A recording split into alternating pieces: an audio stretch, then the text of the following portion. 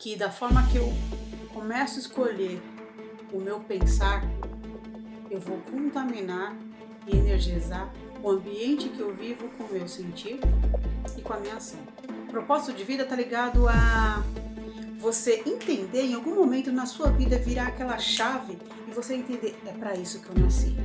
Se você não se encarar na vida, se você não se encarar no espelho, se você não se encarar em tudo que você decidir fazer, você vai encarar o que e quem.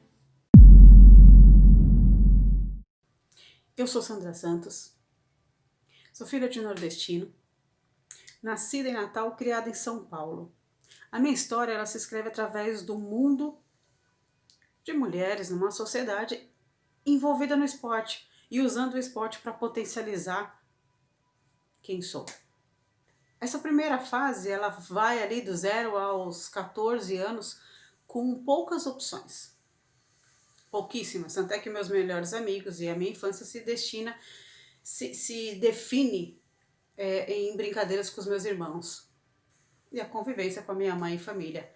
Minha fonte de força, minha fonte de valor, porque era tudo que eu tinha e dentro desse tudo eles me ofereceram o melhor, a quem eu sou muito grata.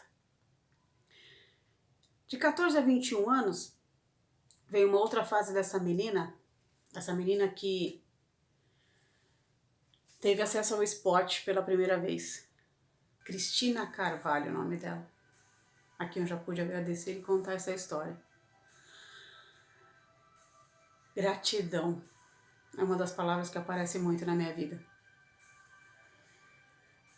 Um dia, no meio do ensaio, ela parou todo mundo e falou: Sandra, só você faz. Você, enquanto não fizer se encarando no espelho, a gente não continua. Nesse dia eu percebi que eu não me olhava no espelho. Nesse dia eu percebi que eu não me encarava. Que eu não tinha coragem de encarar algo. Muito bem, 18 anos, faculdade de Educação Física, 2 anos depois, no meio da faculdade mesmo, eu comecei a dar aula de futebol para meninos no projeto social da faculdade. Legal, masculino, me encantei, aquela criançada só queria ter espaço, ter acesso, ter oportunidade, ter informação. E eu me apaixonei por isso. No mesmo ano eu conheci um grupo de futebol feminino, de futsal feminino, em que precisava de alguma ajuda, alguma orientação. Eu estava fazendo faculdade, poderia ajudar de alguma forma. Comecei jogando, não deu muito certo, e aí eu fui, naturalmente a vida me levou a ser treinadora desse grupo. Fui treinadora de futebol de salão, fui treinadora de futebol society, cheguei no futebol de campo. A parte mais linda desse começo de carreira como treinadora foi atuar nas 3 modalidades do futebol, porque cada uma complementa, ensina mais que a outra, desde a estratégia, o jogo rápido, o raciocínio, as movimentações, né? Quando vem do salão, então, principalmente, passa para o society, amplia um pouquinho mais e chega no campo. Então, isso foi muito bacana. Agora, o que é essencial, e eu digo como treinadora de pessoas hoje, ou de futebol, como queiram ver, eu tive a mesma equipe durante 10 anos. 10 anos é formar e acompanhar o desenvolvimento de vidas. Essa mesma equipe, ela não era de alto rendimento, não pertencia a nenhum clube grande. Mas a gente competia com esses clubes grandes no mesmo nível. A gente competia com esses clubes grandes no mesmo nível desde a nossa apresentação. A gente conseguia, através de iniciativas, de proatividade, escrever projeto, ir atrás de uniforme de jogo, de treino, de apresentação, de material de bola, de tudo, até de carne para comer. Porque a gente tinha alojamento e não tinha patrocínio nenhum, nem alimentação para a equipe. Só que uma coisa como líder ali, eu já fui aprendendo.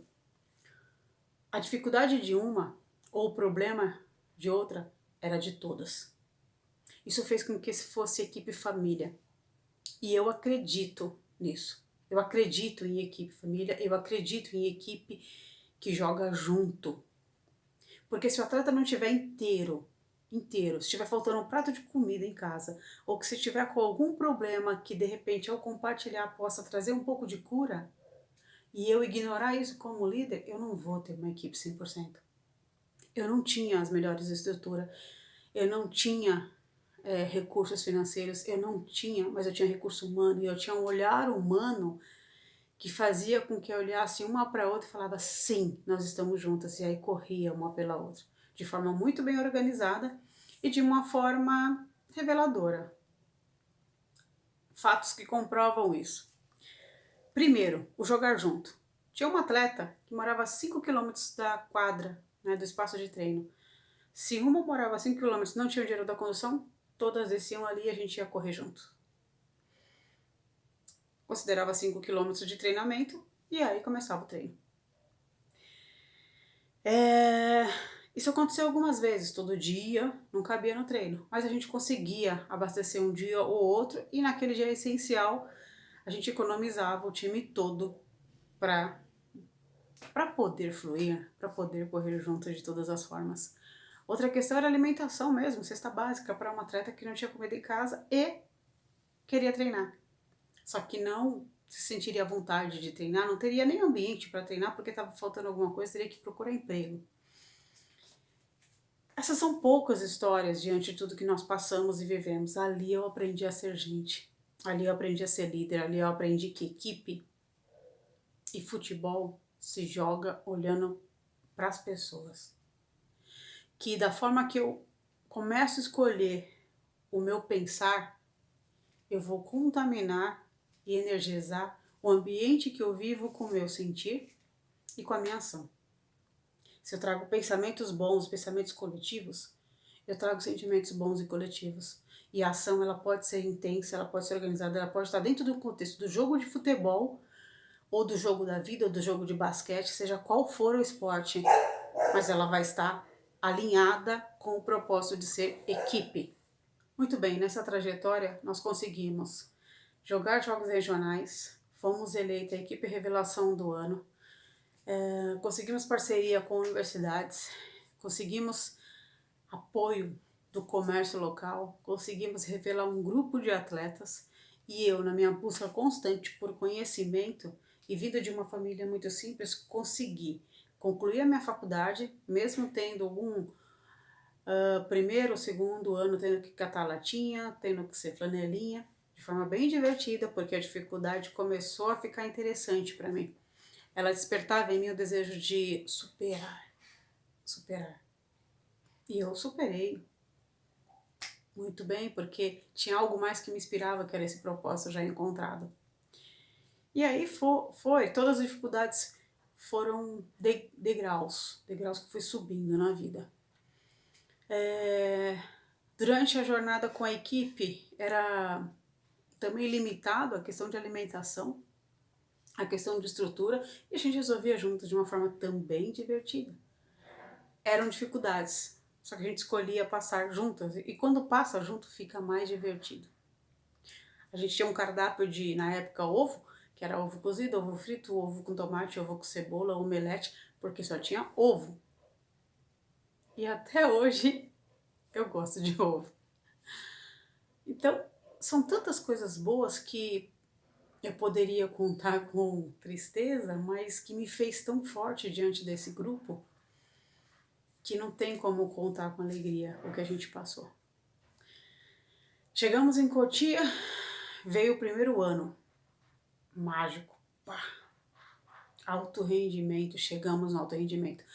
10 atletas, desses 10 anos de trabalho comigo, foram contratadas por um grande clube de São Paulo, e eu fui junto, contratada pelo trabalho que tinha feito, e pela primeira vez nós tínhamos um estádio, um campo, casa da atleta, com tudo que você imagina, chuteira, tudo. É o auge, né? Onde todo mundo sonha em chegar. Legal. 15 dias depois, nós fizemos o primeiro jogo oficial no Campeonato Paulista. E um dia depois desse jogo, eu fui demitida com a seguinte frase: nós não precisamos mais de você. Bacana. A jornada da vida, ela faz isso, ó. Ela coloca degraus para você subir. Quando você pensa que tá lá em cima, tem a queda. Aí você escolhe ficar lá embaixo ou você escolhe subir de novo. Eu fiquei 4 anos fora do futebol. Toda a equipe continuou com o contrato fechado, súmula assinada, segue o barco. Foi talvez os meus melhores anos de crescimento na vida. Fui trabalhar no mundo corporativo, trabalhei com corrida de rua, com atletas de corrida de rua, trabalhei com executivos de alto nível, fui personal de grandes empresários, pessoas de sucesso, conheci o que era mentalidade vencedora, conheci o que era gestão, o que é gestão de pessoas, de processos, conheci o que é cuidar do processo desde para receber um atleta, para dar suporte para ele numa prova de 24 horas, para recuperá-lo, para inspirá-lo. Conheci e vem comigo até hoje toda a base e fundamento da corrida, do pilates, da respiração, da concentração, da autoconsciência, do planejamento das metas, do cronograma. Foi fantástico esse tombo que eu tomei, porque foi aí que eu trabalhei com multinacionais, com a academia do mais alto nível de São Paulo e continuava um período do dia em paralelo com o trabalho social. Continuava essa essência de buscar o melhor, busca constante para o melhor, desafios novos todos os dias e comunidade todo dia, porque isso estava na minha veia, no meu princípio de vida. Reconhecendo essa história toda, chegou uma época da minha vida que, com tudo isso, eu não era feliz ainda. Por volta dos 35 anos, 33 a 35 anos, veio uma pergunta martelando a cabeça. E aí? O que você tem que fazer para estar completo? Você trabalha, mas e aí? Tá faltando algo. Esse algo era o alto rendimento. Era voltar a competir. Eu voltei em 2010 para o futebol. Fiquei 2 anos como preparadora física e mergulhei na psicologia. Mergulhei no processo de coaching, de autoconhecimento e desenvolvimento humano. E ali veio cada dia mais nutrindo a sementinha do que eu vim para fazer. Em 2017, já como coach esportiva, eu tive a oportunidade de atuar na seleção brasileira. Fui a primeira coach na seleção brasileira durante 10 meses. Lá eu mapeei perfil comportamental, eu falei sobre temperamento, eu trabalhei coesão de grupo, eu atendi mais de 200 atletas. Foi fantástico passar por isso, foi maravilhoso. Isso só mostrou que o caminho é trabalhar e desenvolver pessoas para que a gente possa ter um futebol cada vez mais de alto rendimento. As coisas não são separadas, não dá para trabalhar o futebol sem trabalhar pessoas. Em paralelo, eu estava lá com meu legado e meu sonho brotando num projeto chamado Meninas em Campo. E nesse projeto, que começou em 2016, ele vem crescendo e fazendo tudo aquilo que o meu legado pede. Ele vem dando acesso à menina, todas as atividades são gratuitas, elas têm aula de futebol. De 9 a 17 anos, qualquer menina pode jogar. Tem um talento diferenciado, vai para uma equipe de formação e ainda tem a oportunidade de ser alto rendimento, saindo de lá para uma equipe de grande porte, para disputar campeonatos brasileiros, paulistas e internacionais. Esse projeto ele oferece uma vez por semana um encontro chamado de chá. Conhecimento, habilidade e atitude, abreviação disso. E ali a gente trabalha esse despertar da mentalidade vencedora, esse despertar de uma mente focada em planos, metas, objetivo, autoavaliação, processos, valor nos processos e não busca constante por resultado. O resultado vai ser consequência, senão você tropeça no próximo passo. Nós temos a oportunidade de trabalhar com mais de 120 meninas em campo, entendendo o que é meditação, espaço para convivência, espaço seguro, tudo aquilo que eu não tive lá atrás na infância, eu tenho a oportunidade hoje, como coordenadora, como mentora e coach desse projeto, de oferecer.